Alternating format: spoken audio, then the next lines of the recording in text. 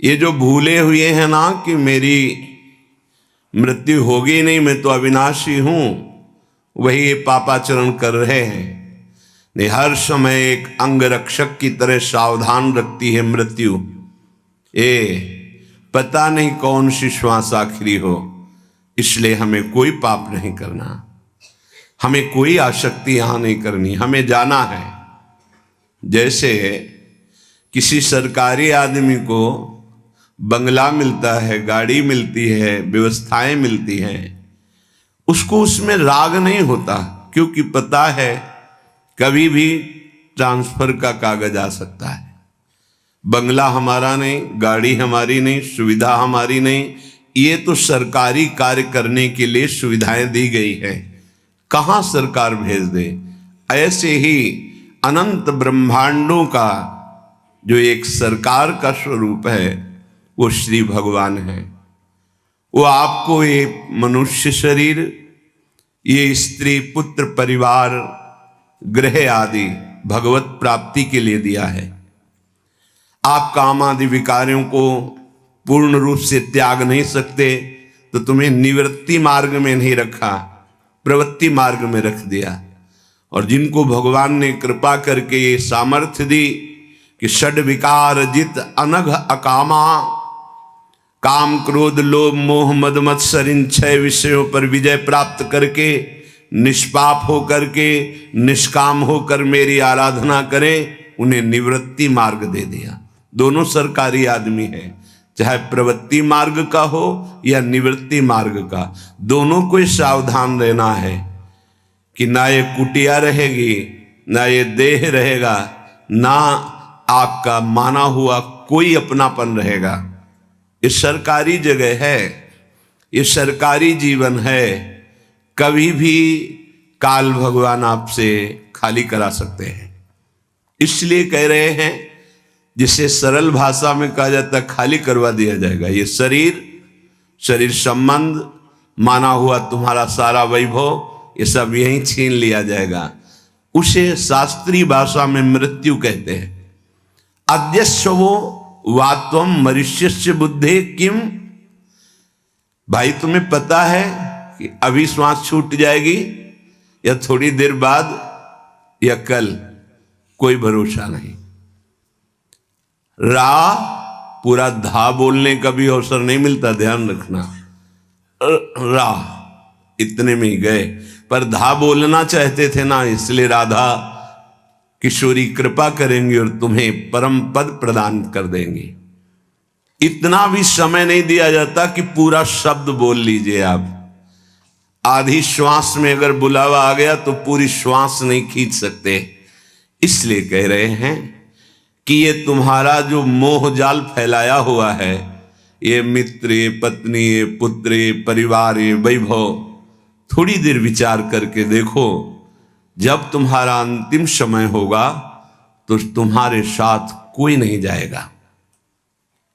इसलिए यावत देहम सर्वतो मृत्युरस्ति, जब तक तुम्हारी देह को मृत्यु खा नहीं जाती है, तब तक तुम भजन कर लो, सत्कर्म कर लो, दूसरों को सुख पहुंचाने की चेष्टा कर लो, ये पापाचरण मत करो। कह रहे हैं मृत्यु चारों तरफ से तुम्हें निशाने में लिए है। यावत देहम सर्वतो मृत्युरस्ति, उसकी कोई एक दिशा नहीं है, वो हर दिशा में तैनात है, हर जगह तैनात है। वो सर्वव्यापी तत्व है मृत्यु। जैसे भगवान ऐसे मृत्यु, कभी भी कहीं से जहां जो विधान है वैसे ही तुम्हारे शरीर का अपहरण कर लेगी। तब क्या करोगे? तब कुछ करने लायक नहीं रहोगे। तो हे भ्रातस तवाबद्धाव वृंदावनाय, तुम्हें क्या करना चाहिए? तुम एक बार वृंदावन आ जाओ। क्यों? क्योंकि तुम वहां बात सुनोगे तो केवल तुम जितना मनन करोगे उतना ही लाभ मिलेगा, लेकिन वृंदावन आ गए और इस भूमि में बैठोगे तो ये भूमि का प्रताप तुम्हें पावन करेगा, पाप रहित करेगा, और फिर तुम्हारा जीवन कैसा होना चाहिए ये तुम्हें सीखने को मिल जाएगा। वो सीख की सामर्थ्य तुम्हें मिलेगी कि मैं कैसे चलूं, असत वृत्तियों को त्यागूं और सत वृत्ति को प्राप्त करूं। कह रहे हैं यत्नैर् मिथ्या दुरग्रह ग्राहमेतम द्राक् सत्यज्याहम ममेति ग्रसिष्णुम।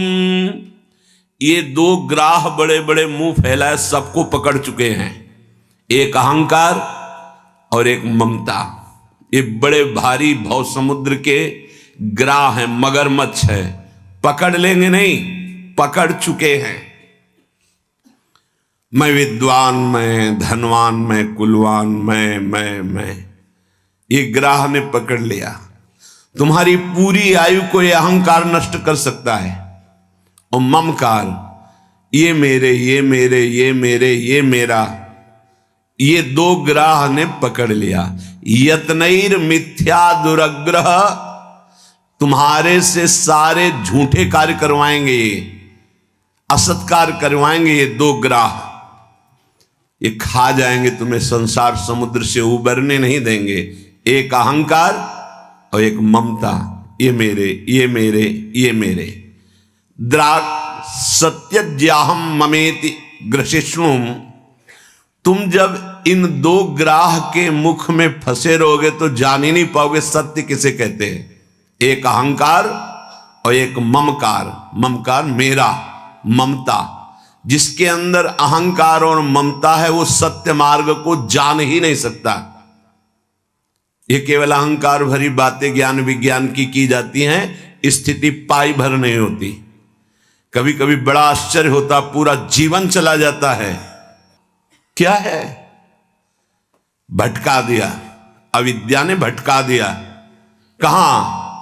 अहमता और ममता में। कोई भी हो, ये बहुत बड़े ग्राह ऐसे फंसा लेते हैं। हम कुछ नहीं हैं, पर हम प्रियालाल के हैं। हमारे कोई साधना नहीं, पर हम असाधन भी नहीं कर सकते। जबान जब बोलेगी तो राधा राधा, कान जब सुनेंगे तो प्रभु की चर्चा, जीवन से जो चेष्टा होगी सर्वे भवन्तु सुखिना। हमें कुछ बने या ना बने इसकी कोई परवाह नहीं, अभी ठीक हो जाएगा, सब बन जाएगा। हम सब कमर कसते हैं कि हम जगत का कल्याण कर देंगे, बड़ी भूल है। कल्याण के करने की योग्यता जब आएगी तो कोई भी तुम्हें ऐसा नहीं दिखाई देगा जिसका तुम्हें कल्याण करना है। कल्याण स्वरूप भगवान नजर आएगा तब योग्यता आती कल्याण करने की। और जब तक तुम्हें अधम जीव दिखाई दे रहे हैं तब तक कल्याण करने की योग्यता ही नहीं आई है। यह अध्यात्म है। अपना कल्याण करो पहले तो जग का कल्याण स्वयं होगा। अपने में जे हुई ब्रह्मानुभूति करोगे तो सर्वम खलमिदम ब्रह्मणे नानास्ति किंचन। समझे ही नहीं आ रहा शास्त्र का सिद्धांत। पूरा जीवन निकल गया, पूरा जीवन। गर्व बना रहता है कि हम 50 साल से वैरागी हैं, हम 60 साल से वैरागी हैं। वही हम कह रहे हैं, जाना बिहारी जी तरफ है, एक कदम बिहारी जी की तरफ न चल के और सांस रोक करके दौड़ना शुरू किया छठी करा की तरफ से। दौड़ लो, बहुत चले सो वीर न होई। बिहारी जी कभी नहीं पहुंच सकते, दौड़ते रहो इधर छठी करा की तरफ। हमारी दिशा बदल गई, दिशा बदल गई। बहुत सावधान। यत्नैर मिथ्या दुरग्रह, हमारा पुरुषार्थ हो रहा है मिथ्या दुराग्रह के लिए। शुद्ध आत्म स्वरूप में कुछ भी जोड़ लेना दुर्गति का कारण है। कुछ भी, वो अमल है, चैतन्य घन है। जितना जोड़ा है उसे मिटाने के लिए हम साधना में लगे। समझो परमार्थ का स्वरूप। अब पक्की मटकी को फोड़कर कुछ नहीं बनाया जा सकता। कच्ची मटकी हो तो प्रयास होता है कि अगर आकृति ठीक नहीं है तो फोड़कर इसे जल डालकर नवीन रूप दिया जा सकता है, लेकिन नहीं दिया जा सकता। नहीं समझ सकते क्योंकि समझ पक्की हो गई है। ये अहंकार बहुत सूक्ष्म विषय है, बहुत सूक्ष्म विषय है। कभी कभी ये जगत कल्याण का ऐसा रूप धारण करता है कि फंसा के जहां से चले थे वहां से नीचे भी खड़ा कर देता है। कैसे?